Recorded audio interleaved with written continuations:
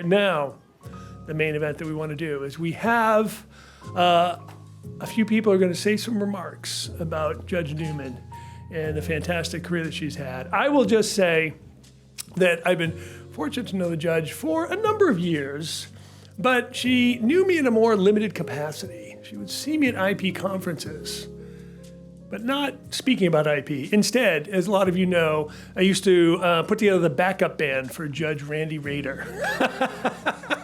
So I was the guy playing guitar. So it was a little bit of a harder job than you might imagine because we took the show on the road. Randy and I performed in Moscow, of all crazy places. We performed in Beijing. And each time I had to find local musicians, and I speak no other language than English. I'm embarrassed to admit that. So I'd have musicians recommended to us from a friend of a friend. So in Russia, the drummer didn't speak any English. He's just like, we're just hand signals trying to figure out the changes, how the song's going to go. And so I'd find these local musicians, find some equipment, because we weren't going to lug over the equipment. And so we did that for many years. And so Judge Newman, but what was so great about Judge Newman is she would always be one of the first people out on the dance floor. It was fantastic. She would get out, and it was really, really a great thing. So at any rate, that has been my somewhat more limited interaction, and that's why we have a number of people who have spent a lot of time with her over the years. We have a number of former clerks, and so they're going to come up now and say a few comments about their time with Judge Newman, and then we'll we were honored to have her make some comments as well. So I'd like to bring up Greg Dolan first. Greg, where are you? Hey, there he is. Greg, as you know, is doing quite a lot with Judge Newman now. We really value what you're doing. And so come up and talk about some of your experience. Thanks, Sean. It's always a pleasure to be back here. I've been affiliated with C-IP2 for a number of years, and it's very much honored to be back here and to speak before Judge Newman. As you know, Judge Newman has been involved in some news lately, and I'm not going to dwell on those matters too much, but I'll use my 2-3 minutes to really say what I've learned from Judge Newman. I've clerked for Judge Newman in 2008-09, and I've learned some things, and I've learned some things sort of since then. So top 3 things. First, I learned from Judge Newman that it's important, and so we've been joking about it recently. It's important to write with semicolons because that way it's harder to take your words out of context as opposed to if you just put a period. And perhaps that explains why Judge Newman's opinions take as much as they take, because Judge Newman has always been careful with what she said. She's been careful in her majority opinion, she's been careful in her dissents, and the best part of it is that you can take any of the opinions going back to 1984 or 2004 or 1996 or 2023, and it's unmistakable that the opinion is written by Judge Newman. I always used to joke that, when I clerked, and it wasn't just my experience, as Sean said, there's a number of other clerks here, I think they can confirm that I would draft an opinion for the judge, I would email it to her, eventually get back to me with lots of revisions, and the iterative process would go back through 10, 15, 20 times of that, and by the time the final opinion came out, if I could point out a comma or a semicolon that was left in place, that was where I originally put it, that was a good day. That was a proud day for me. So I actually am not quite sure why Judge Newman had law clerks, because she sort of rewrote all the opinions herself, but we did learn a lot. So that was number one, the importance of writing, the importance of being precise, the importance of putting qualifiers where they need to be put. The second thing is, Judge Newman, her dissents are not a new phenomenon. It's been true for quite some time, and so what I learned from her is it's important to disagree forcefully, but without being disagreeable. I don't remember the opinion, I don't remember the case, I don't remember, I do remember it was an en banc matter when I was there. And Judge Newman, of course, was in dissent, and I was the one charged in the chambers of drafting, putting together a first draft. And again, I went through this multiple process. And I tried to put in a snide footnote, and Judge Newman would take it out. And, would come back to me in round 2, and I would put it back in. And she would take it out, and it went several times. And by the way, Judge Michelle, if I recall, again, I don't remember the case, you may have been writing the majority. So Judge Newman, I wanted to put that snide footnote in, and Judge Newman would consistently take it out. And ultimately, I know that she was right, because while it might seem cute and fun for 20-some law clerk to make some snide comment about the judge who you think is wrong in a majority, it doesn't actually add anything to the opinion. It doesn't add to the development of the law. In fact, it only detracts from the forcefulness of the argument. And that is something that was very valuable to me as a 20-something, bright-eyed and bushy-tailed lawyer who thinks he knows everything because, after all, he's working at a federal court. How he cannot know everything? It was a very valuable lesson to know that it's important to disagree forcefully, to point out why the majority is wrong, but to do it without being snide, without being kind of bitter, and disagree on the law and on the facts. And then the third lesson is I learned something more recently, and that is you probably shouldn't represent your former judge. As much as I enjoy it, but Judge Newman still, to this day, occasionally, she would read my drafts and say, I have few minor changes and comments and submissions, and I would get a fax of 10 pages of handwritten notes. And again, it's oftentimes very good suggestions, but it does give me a bit of flashback and cold sweats that as I'm right back to being a law clerk. So that is obviously very much tongue-in-cheek. I'm very honored and very proud that Judge Newman selected myself and the entire New Civil Liberties Alliance to represent her. We hope to get the right result. Again, I don't want to get into that recent unpleasantness, but I guess where I would finish is to say that the education from Judge Newman that began back in 2008 hasn't stopped. And it's my hope that it's, we have a good number of years ahead of us where it will continue. So with that, thank you, Judge, and I will turn it back over to Sean. Thanks, Greg. I'd next like to ask Kirsten Brown, who's also a former law clerk and now IP Counsel for Global Oncology at AstraZeneca, has worked at other major firms, and make a few comments about your time with Judge Newman as well. Thank you. It's really an honor to be here and have an opportunity to talk about the judge. I'm not a public speaker, but I'm going to do this anyways. But this is really lovely to be here. I had the chance to clerk for the judge between 2011 and 2013. Which feels like a long time ago now, but really the lessons I learned as a clerk have stuck with me. There were a few really strong impressions. I think first and foremost was just what an extraordinary jurist Judge Newman was, and her mark on intellectual property law.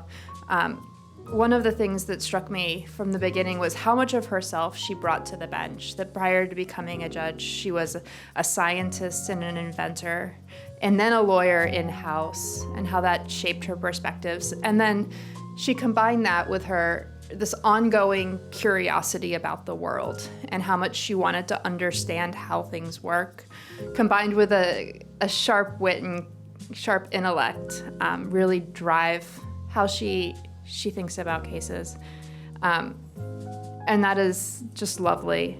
I also wanted to comment just on her really exceptional talent for mentorship. She generally cares about law clerks, but also about aspiring young scientists and lawyers. I came into chambers for the first time as a young law student, and I wrote my first bench memo explaining to Judge Newman the law of obviousness, and she didn't kick me out of chambers,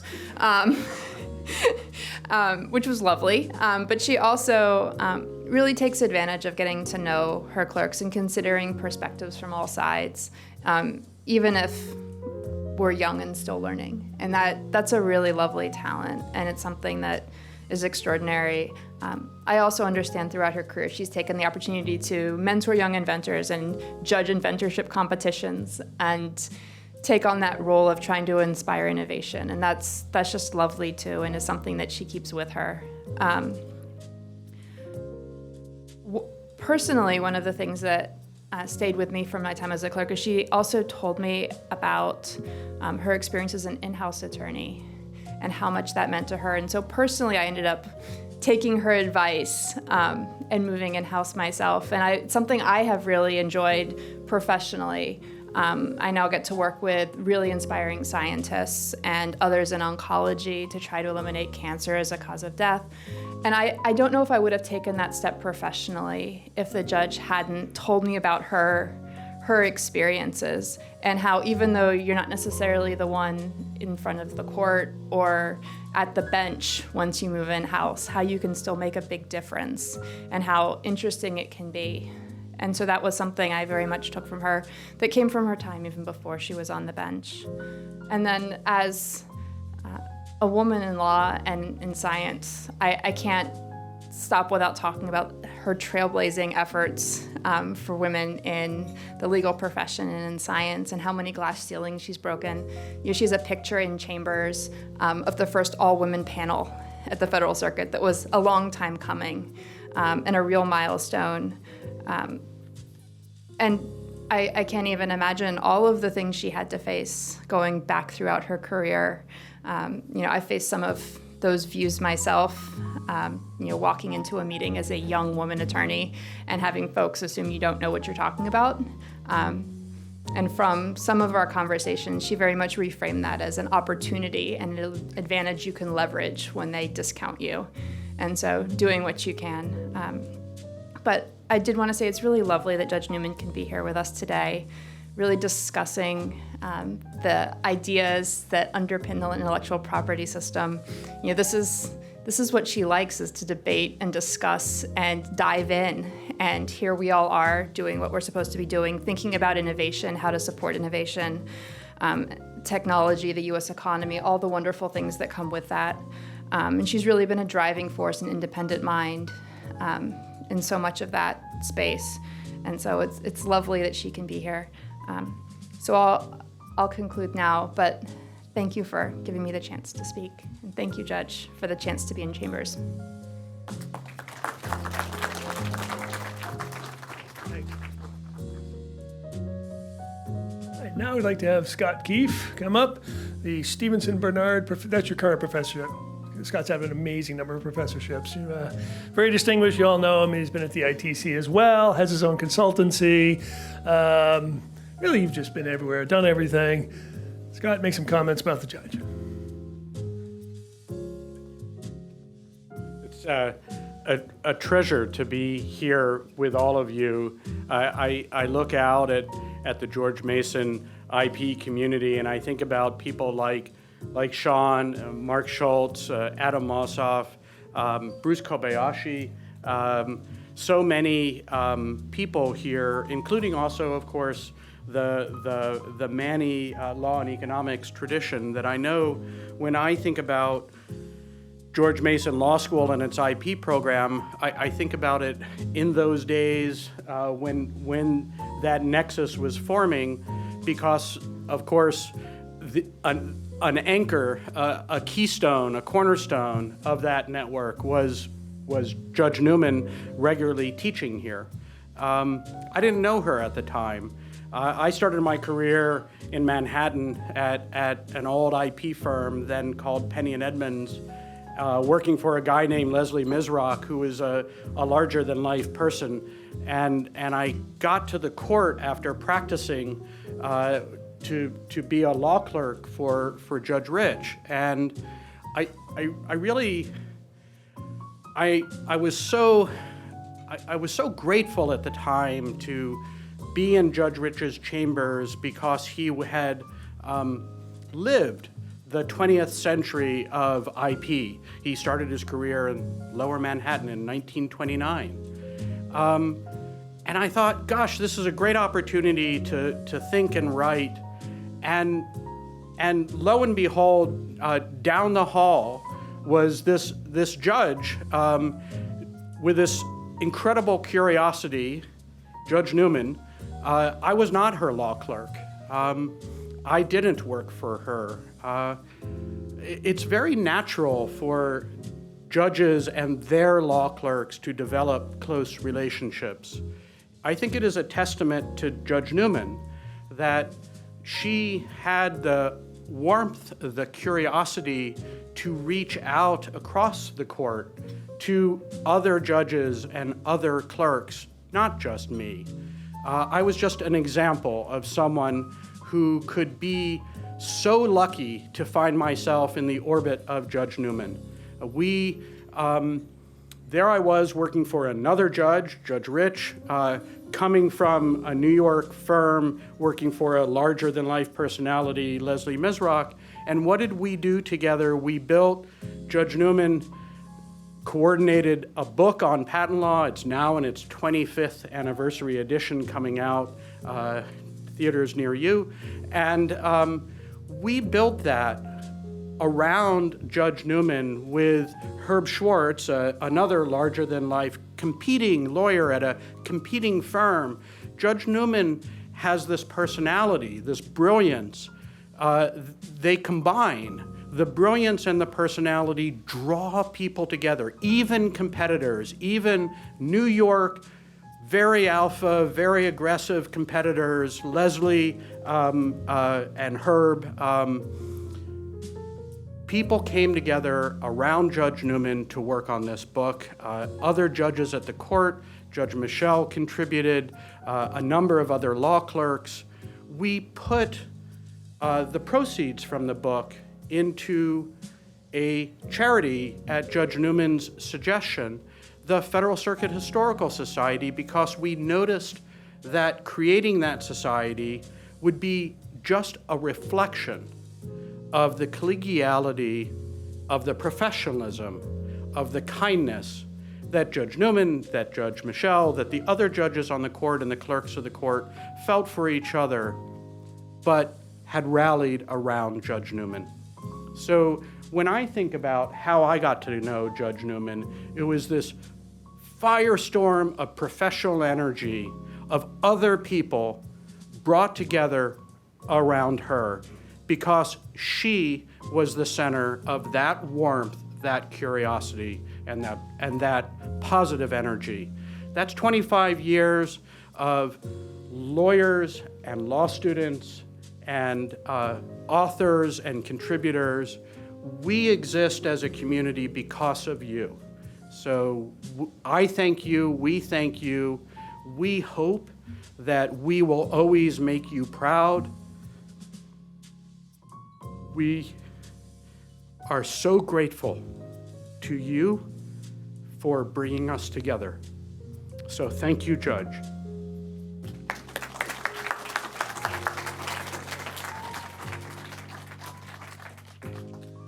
And now, as if we planned it, Scott mentioned former Chief Judge Paul Michel, who is here with us tonight.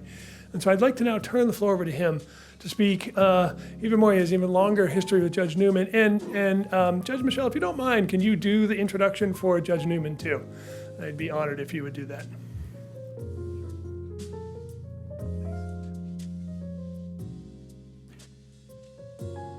This is a happy room because this room is friends of Judge Pauline Newman, and I'm one of them. And I actually befriended her before many others did, because in a prior life I worked as an aide to the late Senator Arlen Specter from Pennsylvania. He had a great interest in the Federal Circuit and was very keen to interview the new appointee to the Federal Circuit who was pending confirmation in the U.S. Senate. And the job fell to me to do a little bit of background work and then escort the judge designate awaiting confirmation over to the Senate floor to meet with Senator Specter. He was immediately smitten, as I had been a few moments earlier, and I've never gotten over it. So that's the first encounter with Judge Newman.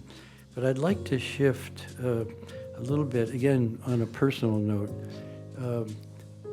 to what it's like to be her colleague, because it was a really wonderful experience from beginning to end.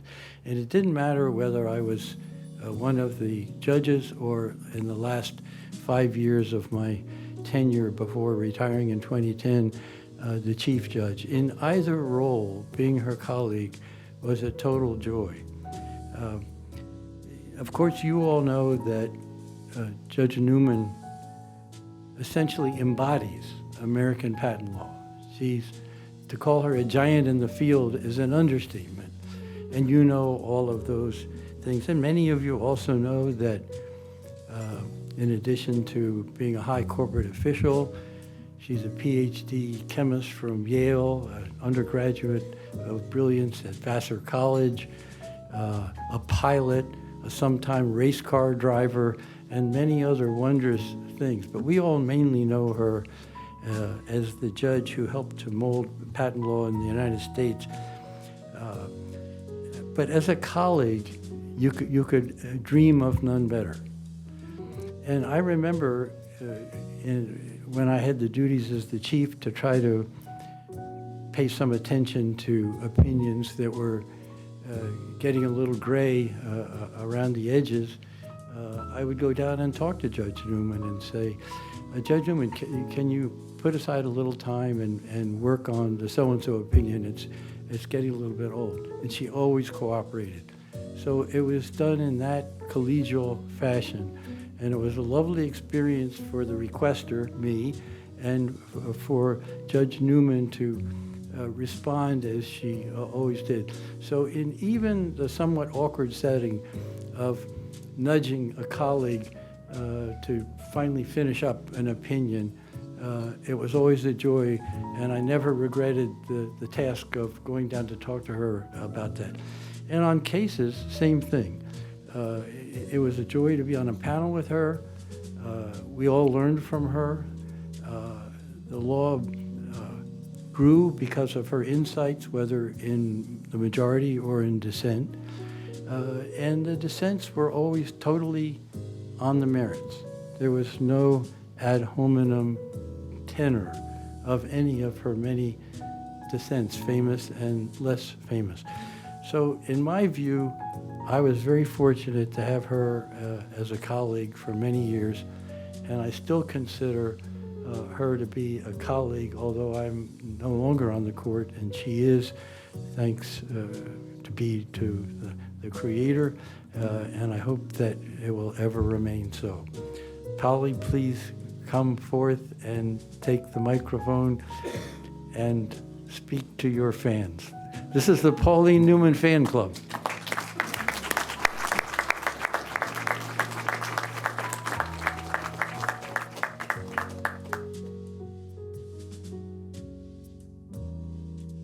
I'm so warmed by all of the things that you all have been saying that I'm sort of speechless. I'm overwhelmed. I shall certainly try to live up to all of the nice things that you've said. But I do have a word or two about this organization. You know, one advantage of a long life is that you live through and keep track of changes that are taking place. When I entered the workforce as a scientist, patents really had no or very little role, even though I was working in an industry, in a technology-based industry, and even though a couple of patent applications were written on my work and granted. But as I watched what was happening in the nation, the dependence, the changes, the absolutely fascinating progress in the principal areas of technology. Chemistry matured and the biological sciences take over. Now the digital sciences. And after I, for reasons that still were not planned but sort of happened, as I slipped into the patent area, I observed these changes and I watched the law trying to catch up, not succeeding in catching up. And that's really what brought me to the Federal Circuit, when it finally looked to a group of people like you And again, with President Carter's leadership, forming what he called this domestic policy review of industrial innovation to see what was wrong, try and figure it out, and make whatever changes were necessary. And what we decided, was that the law wasn't so bad. Judge Rich was very much in control of developing the law that he had written some 30 years earlier.